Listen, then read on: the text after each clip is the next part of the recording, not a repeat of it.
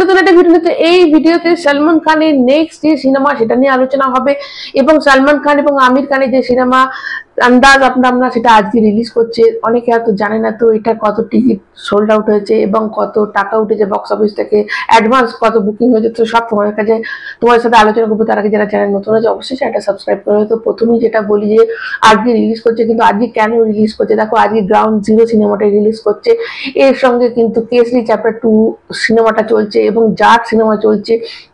Next মান্থে next ডেও কিন্তু next উইকেও cinema release করবে।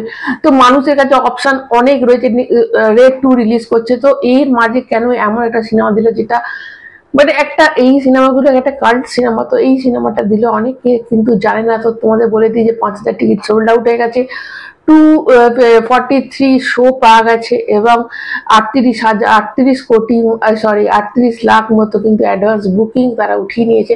এবার তোমাদের আসি সোজা সালমান খানের নেক্সট সিনেমাতে চলে আসি, নেক্সট কি সিনেমা করতে চলেছে। তো তোমাদের বলি, সালমান খান তার পুরনো যে ট্রেনার যে ছিল, তার যে ট্রেনার নিজস্ব পার্সোনাল ট্রেনার, তাকে আবার ফিরিয়ে নিয়েছে, তার নাম রাকেশ। তো সে একটা পোস্ট দিয়েছে, সালমান খানের সঙ্গে একটা ছবি পোস্ট দিয়েছে। তো সেখানে একজন ফ্যান সে এটা পোস্ট মানে তাতে কমেন্ট করেছে যে আমরা সালমান খানের সেই 2014 সালের যাই হতে, যেমন সালমান খানের যেরকম লিন বডি ছিল এবং যেটা ফুর্তিলা সালমান খান, মানে খুব এনার্জেটিক সালমান খান, সেরকম আমরা ফিরে পেতে চাই। এখন সালমান খান অনেক বেশি স্লো হয়ে গেছে, তো আমরা প্লিজ সেরকম সালমান খানকে আবার তৈরি করে দিন এবং যত খুব ফাস্ট জিম করান খুব তাড়াতাড়ি যেন সে আবার আগের মতো ফিরে আসে। তো সেখানে রাকেশ কিন্তু কমেন্ট করেছে যে ওয়ার্ক গোয়িং অন। তো এটা একটা বড় ব্যাপার। দেখো সালমান খান এখন তার সিনেমার ক্ষেত্র থেকে বেশি তার নিজের বডি নিয়ে বেশি চিন্তিত এবং বডি কিন্তু যে ছবিটা শেয়ার করেছে তাতে কিন্তু বেশ মাসল এসে গেছে সালমান খানের এবং অনেকটাই কিন্তু তাকে রোগা লাগছে।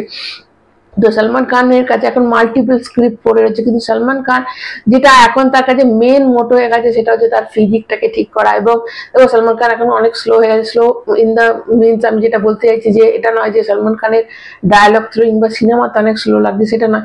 সালমান খান এখন স্ক্রিপ্ট বাঁচার ক্ষেত্রেও অনেক স্লো হয়ে গেছে। আগে দেখো সালমান খানের কোনো সিনেমা রিলিজ করার পরই আমরা জানতে পেরে যেতাম সালমান খান নেক্সট কি করছে, কিন্তু এখন তারান আদার্স বলো বা পিঙ্ক ফিলা বলো, তার কারোর কাছে কিন্তু কোনো খবর নেই। কিন্তু যেটা অফিসিয়াল যে খবরটা সেটা তো এখন ফিজিক নিয়ে অবশ্যই সে বেশি চিন্তিত এবং যে সিনেমাটা নেক্সট করতে চলেছে সেটা যতদূর সম্ভব মনে হচ্ছে যে সিনেমাটা আমরা ভীষণ আমাদের পছন্দের, বজরঙ্গি ভাইজান পার্ট 2টা।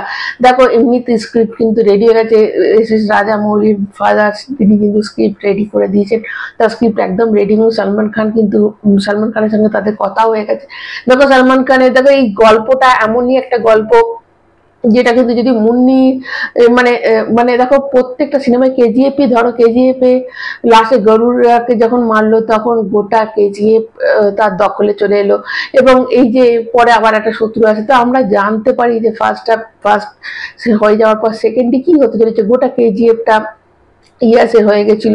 তো এটা কিন্তু আমাদের একটা কল্পনায় থাকে যে এটার পরে এই জিনিসটা হবে, নতুন কোনো আসবে, তো ওখানকার সে মালিক হয়ে গেছে, তারপরে তার সাথে কি হয়। তো এটা একটা আমাদের ধারণা থাকে, কিন্তু এই সিনেমাটার মধ্যে আমরা কোনো রকম ধারণা করতে পারছি না যে নতুন কোনো গল্প থাকবে না ওই গল্পটা যে মুন্নি বড় হয়ে যাবে এবং মুন্নি আবার কোনো সমস্যায় পড়বে, দিয়ে সে যাবে। দেখো দু ক্ষেত্রেই কিন্তু বিশাল একটা হিট করবে, কেননা এসে রাজামৌলি বাবা যখন গল্পটা লিখেছে তোমরা দেখেছো, বাহুবলীর থেকে বাহুবলী 2টা আরো বিশাল হিট করেছিল এবং বিশাল গল্পটা এমন করে টুইস্ট করে লিখেছিল। তো এই তার লেখা নিয়ে তার স্ক্রিপ্ট নিয়ে কিন্তু কোনো নো ডাউট যে সে ভালো করবে।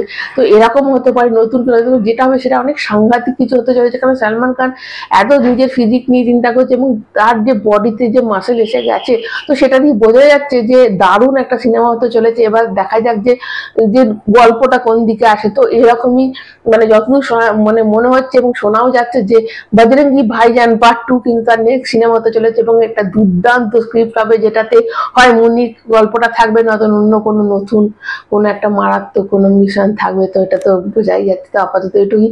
কারা কারা সালমান খানের ফ্যান আছে অবশ্যই এটা কমেন্ট করবে, যারা নতুন তারা চ্যানেলটা সাবস্ক্রাইব করবে, একটা লাইক কিন্তু অবশ্যই দেবে। সবাই ভালো থেকো, টাটা।